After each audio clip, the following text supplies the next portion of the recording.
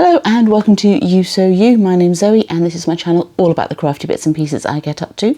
I knit, I sew, I spin on a spindle, I dabble in weaving from time to time, and anything else that takes my crafty fancy. But today we're looking at the things I've been working on in April, so grab a brew, put your feet up and let's get started.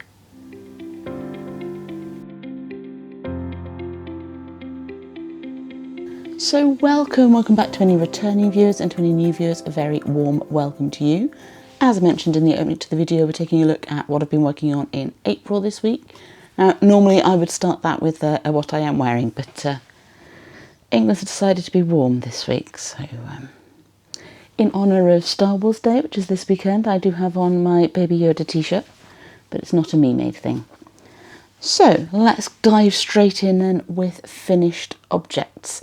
Now, I'm not going to show you absolutely everything that I've been working on and finished in April for this first section, because a lot of them were Cricut things and I've done a video just on those, so that'll be linked up the top for you. But to give you a bit of an example of the sorts of things that I've been working on, if I just take this lid off this jar, if it'll let me, there we go.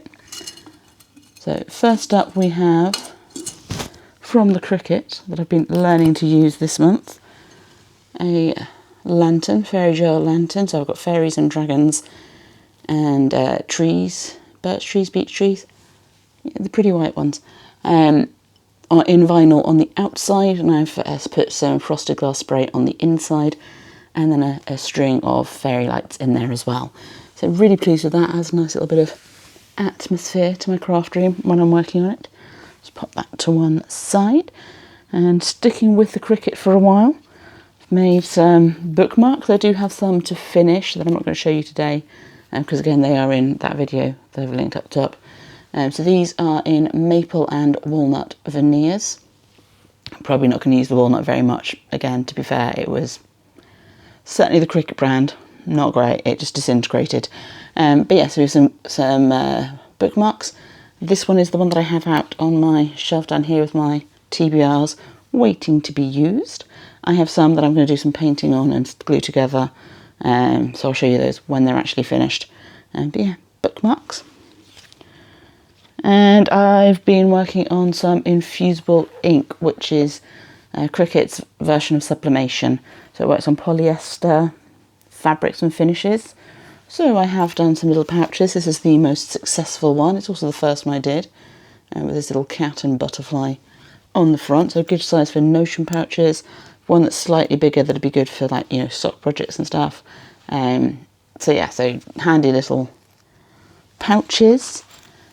Sticking with this sublimation infusible ink thing, I've also made a couple of drinks coasters. So I made a Destiny 2 one for my husband, and I've made this yarny crochet themed one for me, so that sits in my craft room and gets used up there. So that's the little highlights of what I've been working on my Cricut whilst I've been learning to use it. The next finished object I'm going to show you is also a craft that I haven't shared much before, and again there's a video on it which I will link at the top if I remember, and that is book binding. So I made this hardback notebook. It's approximately A5 sized with plain paper inside it. So this is a hand stitched binding, so you stitch the signatures together, and then the case binding, the hardcover, is glued on afterwards. So I've got a little ribbon bookmark in there. Yeah, handy little notebook. I do have the materials to make another one of these, and having had a brief conversation with the owner of my local independent bookstore, I am now thinking about all sorts of other types of binding that I could be doing. Because you know how those little random conversations sometimes just sort of spark ideas off. It's one of those. We've got a lovely little bookshop in Grantham called The Reading Room. So it's a small independent bookshop. They do reading mornings with toddlers during the week. They do little crafty activities and stuff. Local authors come in. They've got quite a lot of local suppliers providing things like handmade bookmarks, and there's even somebody who does like knitting and crochet that does like kids sweaters themed around some of the books. There's some crochet bookmarks there as well. So yeah, nice little mix of books and book related stuff and supporting makers in the area as well, which is fantastic. So if you ever happen to be passing through, don't know why you would be, but if you ever do happen to be passing through Grantham, it's worth a check out. So those are my non-yarny finish objects. I do have a knitting project to show you. It is a gnome, and it is the April Mystery Gnome. So if you are knitting Professor Fungi and don't want to be spoiled, because we've still got a few days before the Mystery Knit Along finishes, skip ahead to this time here, and I'll give you a couple of seconds to do that. So I'm not going to pick it up just yet whilst I'm still pointing at where I'm going to insert the time, so that you've got a chance to fast forward on. Okay, hopefully they've gone now. And I will grab my Professor Fungi, who's been hiding in the corner in the shadows there.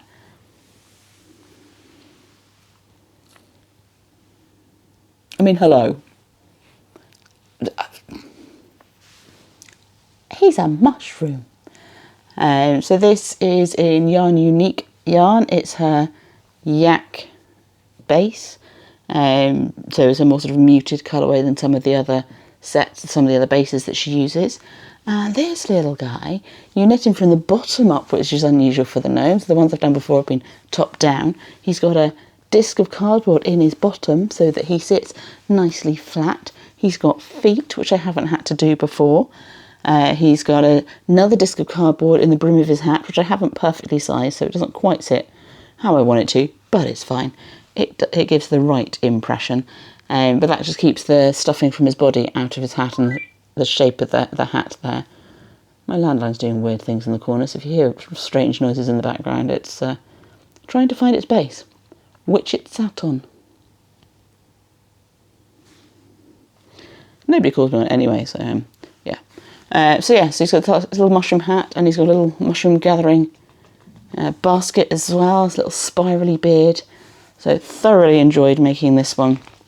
And he has now joined my family of gnomes on the shelf. He's the only one in this colourway. The rest are all the same yarn, because it went forever from the set of minis that my stepmother got me for an Advent treat.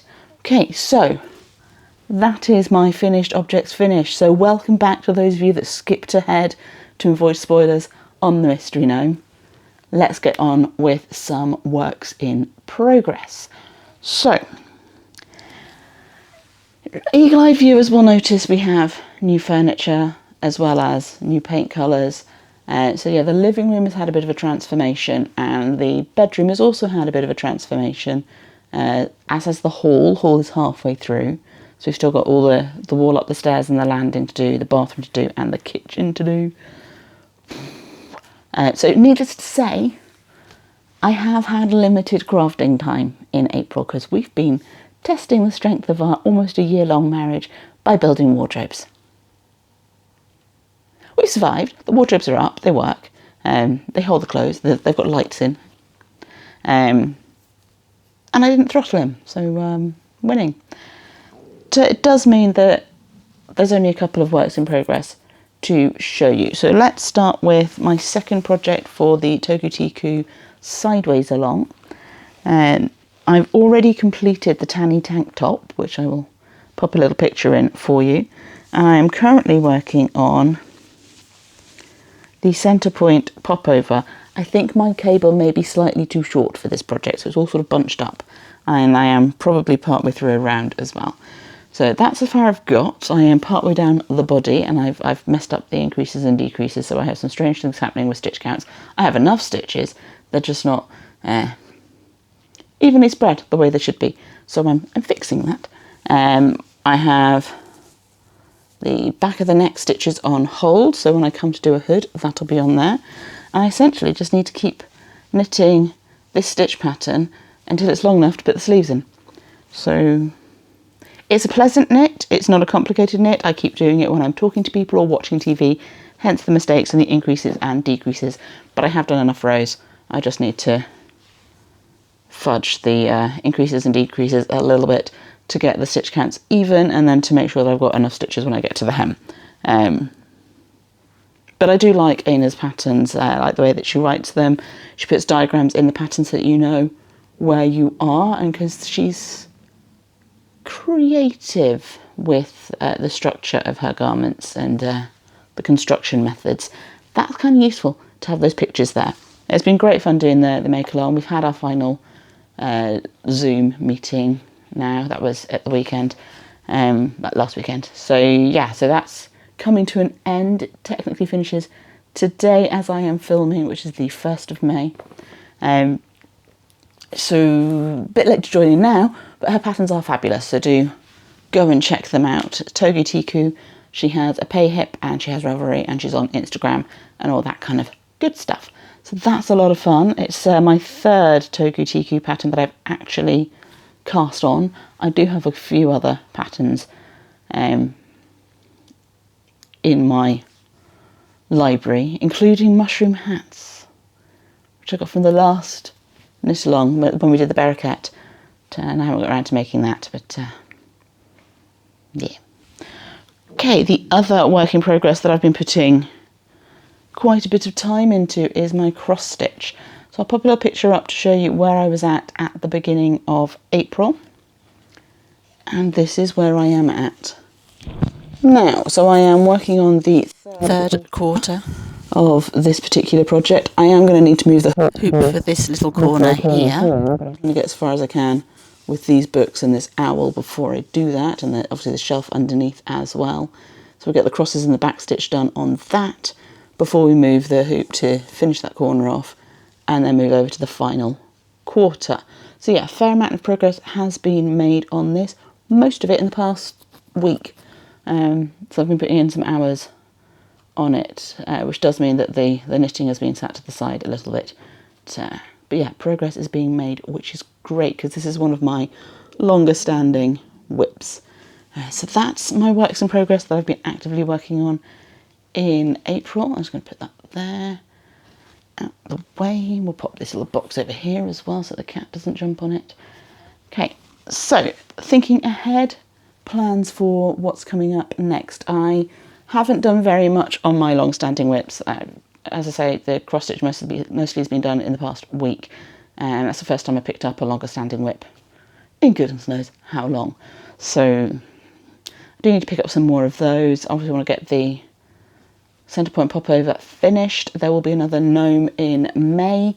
So yeah, lots of good stuff coming. There will be more books being made. There will be more cricket stuff happening.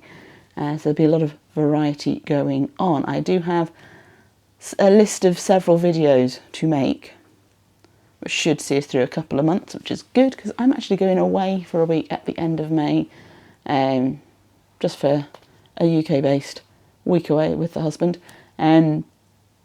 That does mean I'll be away when I would normally be filming my end of month roundup, and with all the stuff that we're doing in the house and the limited amount of crafting time that I've got at the moment, that's not a bad thing because I can then do a May-June combined bumper episode of what I've been working on at the end of June. So there'll be something else coming out when it would normally be the end of month roundup for May, just to give you advance notice of that. But it'll be the same sort of stuff as I normally do, various things that I'm getting involved with, projects that I'm working on, just keeping you up to date with how things are progressing, showing how I'm going about doing things, that kind of stuff. So yeah, there's quite a mixture of things on my list.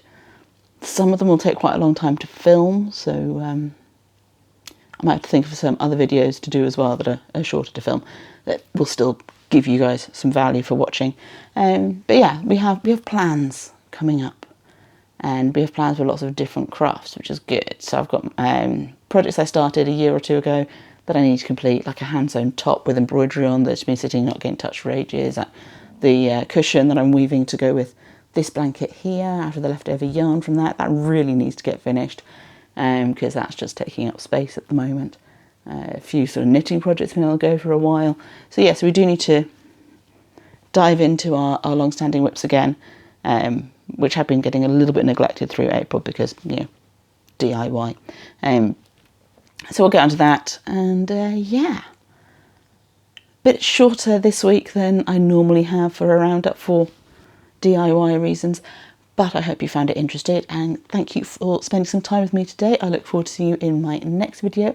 In the meantime, there is this one here that may be of interest to you, and I will see you soon. But until then, happy crafting and bye-bye for now.